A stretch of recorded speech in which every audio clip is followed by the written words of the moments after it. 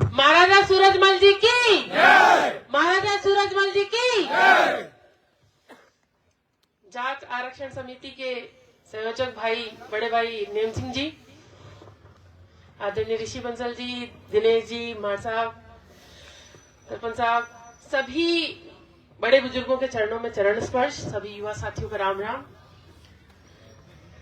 मैंने तो जनुथर में भी कहा था कि ये न्याय की लड़ाई है और न्याय की लड़ाई लड़ने में हम पहले भी कभी पीछे नहीं हटे और आगे भी जब भी आपको मेरे साथ की आवश्यकता होगी, आपको इसी तरह मैं आगे खड़ी मिलूंगी। बहुत बढ़िया। और अभी नेम सिंह जी भाई साहब कह रहे थे कि भरतपुर कोई पहली बार मैंने समर्थन दिया और अभी भी समर्थन में पहुंची हूं। मैं आपको कह रही हूं कि ये जाट सरदारी की ताकत होगी, चाहे किसी भी पार्टी का विधायक हो, उसको इस मंच पर आना ही पड़ेगा। और भरतपुर में राजनीति करनी है तो विधायक ही नहीं, कोई एमएलए एमपी भी होगा ना तो उसको भी आना पड़ेगा।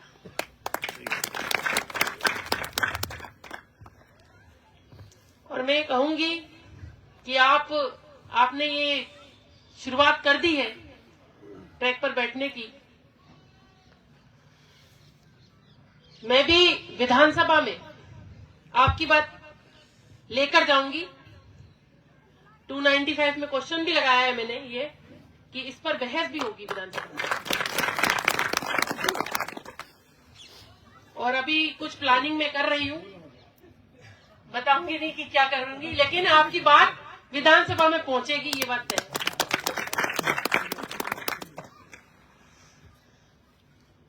अभी बात हो रही थी कि निर्दलीय चुनाव लड़ लेना। चुनाव न तो पहले मैंने लड़ा, सही बात तो ये है कि मेरा चुनाव मैंने कभी नहीं लड़ा, मेरा चुनाव सदैव जनता ने लड़ा। बहुत बढ़िया, बहुत बढ़िया। और हर चीज का फैसला, मेरे भविष्य का फैसला जनता ही करती आई है और आगे भी जनता ही करेगी। बहुत बढ़िया। और रही बात जाट आरक्षण की, तो मैं कहूंगी कि हम देखते हैं, यही जयचौली की बात है, मार साहब ने, लाल सिंह जी मार साहब ने एक कार्यक्रम किया था, तो जो आरएस ऑफिसर्स बने थे उनको सम्मानित किया था। और इतने सारे आरएस ऑफिसर उस समय बने, लेकिन अगर हम आईएएस ऑफिसर, आईपीएस की लिस्ट देखें तो हमारे इस क्षेत्र के लोग बहुत कम पहुंच पाते हैं। सही बात। अगर हमें केंद्र में आरक्षण मिलता है, प्रतिभाओं की हमारे क्षेत्र में कोई कमी नहीं है। अगर हमें केंद्र की नौकरियों में आरक्षण मिलता है तो निश्चित तौर पर एक बड़ी फेयर लिस्ट यहां पर बनेगी और यहां पर बड़ी संख्या में आईपीएस, आईएएस बनेंगे। बहुत बढ़िया।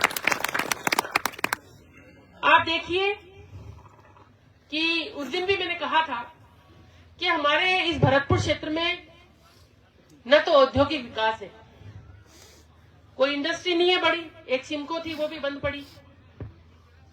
सिंचाई के पर्याप्त साधन नहीं है कि चलो भाई समृद्ध किसान हो शेखावटी की तरह, ऐसा भी नहीं है। और मैं ये कहूं कि हमने हिंदू धर्म की रक्षा के लिए, सनातन धर्म की रक्षा के लिए कई सारे युद्ध लड़े, सब कुछ किया, क्योंकि हमारी अकेली जाट रियासत थी उस समय में। उसका खामियाजा हर जाट परिवार क्यों भुगते? हमने इतना अच्छा काम किया कि भारतवर्ष को मजबूत करने का काम किया, लेकिन हमारा आरक्षण खत्म करके केंद्र सरकार बहुत गलत और बहुत अन्याय कर रही है। तो मैं केंद्र सरकार से कहना चाहूंगी कि इस विषय को गंभीरता से लेते हुए आप हमारे इन सब भाइयों को आरक्षण प्रदान कर दीजिए, क्योंकि किसी माँ बाप का एक बेटा तो प्यारा लगे, दूसरा बेटा प्यारा नहीं लगे, ये गलत बात है। माँ बाप के लिए सब बच्चे बराबर होते हैं और यहाँ के लोगों को ज्यादा जरूरत है। तो मैं तो यही कहूंगी कि हम सबको मिलकर इस आर पार की लड़ाई को किसी भी हालत में जीतना है। मैं तो, क्योंकि मेरे क्षेत्र में भी बहुत सारे गांव हैं, जटमासी, बिनोवा, पुरा मालोनी, पुरा बईखेड़ा, नंगला झामरा, कई गांव हैं, नंगला भगोरी, हाँ, मेलोनी, नंगला मेलोनी, कई गांव हैं और सब लोगों ने दिल से मुझे आशीर्वाद भी दिया है। और मैं ये कहूंगी कि आज अगर हर केंद्र की नौकरी में हमारे बच्चे, हमारा भविष्य पहुंचेगा, हमारे नौजवान साथी पहुंचेंगे, तो उस परिवार का, उस क्षेत्र का आर्थिक स्तर अपने आप चेंज हो जाएगा और बदलता ही है। हम सब देखते हैं किसी एक परिवार का एक बच्चा सरकारी नौकरी में लग जाता तो उस परिवार का स्टैंडर्ड अलग अलग हो जाता है। और बड़ी नौकरी में पहुंचने के लिए ये हमारे पास एक जरिया है। ऐसा नहीं है कि आरक्षण के बिना हमारी प्रतिभाएं नहीं आगे बढ़ सकती, लेकिन सबको तो हमको क्यों नहीं, बात ये है। और मैं तो ये कहूंगी कि इस आंदोलन को चलाने में कठिनाइयां भी बहुत आएंगी, आपको प्रेशराइज भी बहुत किया जाएगा, लेकिन दृढ़ता के साथ हमें लड़ना होगा। सही बात है। और जो जैसा कि नेम सिंह जी भाई साहब कह रहे थे, वोट की बात, वो सब बात की बात है भाई साहब। चुनाव लड़ना कोई ऐसा नहीं है कि साहब चुनाव लड़ते ही जाना है, वो तो जनता की मूड की बात होती है कि एमपी का चुनाव लड़ना मेरे लिए कोई वो हो, ऐसे कोई बात नहीं है। जनता ने विधायक बनाया है काम करने के लिए, ये चीज अलग है कि जनता कुछ सोचेगी तो मैं सोचूंगी, बाकी ऐसी कोई मेरे मन में ऐसी बात नहीं है। और ये भी कोई टैलेंटेड आदमी पद पे हो, जहाँ पे बोले वो आवे नहीं, चाल वो आवे नहीं। मतलब क्या है, सांसद कार्यकाल की पद तो ना पड़ी।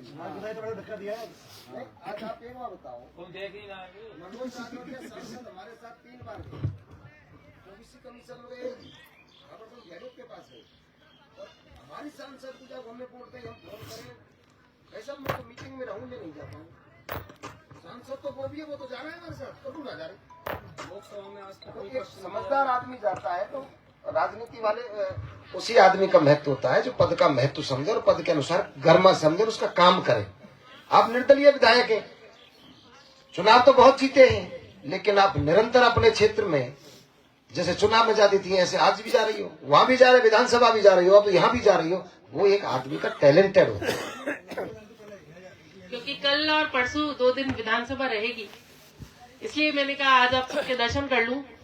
और साथ ही मुझे मालूम है कि व्यवस्थाएं तो आप सबकी बन रही होंगी कि कैसे कैसे आंदोलन को आगे बढ़ाना है, लेकिन आपका आंदोलन चलेगा तो जब भी एक दिन का भोजन मेरी तरफ से रहेगा। धन्यवाद। जय भारत, जय राजस्थान।